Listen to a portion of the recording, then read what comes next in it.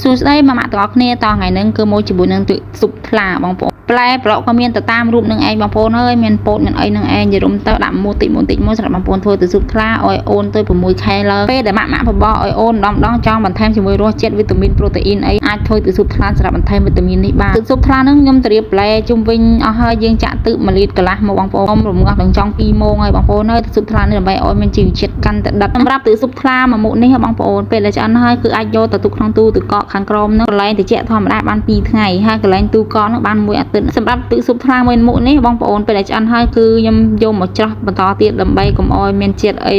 ធ្វើឲ្យជាពាក់កអូនអញ្ចឹងហើយខ្ញុំដាក់ជាមួយនឹងពុម្ពទឹកកកបងប្អូនដោយសារខ្ញុំអត់មានអាពុម្ពដាក់ទឹកស៊ុបថ្លាខ្ញុំដាក់ជាមួយពុម្ពទឹកកកអញ្ចឹងក៏បានដែរបងប្អូនមានពុម្ពទឹកកកអញ្ចឹងស្រួលខ្ញុំចាក់ចូលក្នុងពុម្ពទឹកកកហ្នឹងបានរហូតដល់3ពុម្ពបងប្អូនហើយខ្ញុំដាក់កន្លែងទូកកហ្នឹង2ពុម្ពហើយកន្លែងទូត្រជាក់ធម្មតាហ្នឹង1ពុម្ពដើម្បីឲ្យអូនញ៉ាំ2ថ្ងៃអញ្ចឹងវីដេអូក៏មានតែប៉ុណ្ណេះដែរបងប្អូនអរគុណច្រើនសម្រាប់តាមដានវីដេអូខ្ញុំពីដើមដល់ចប់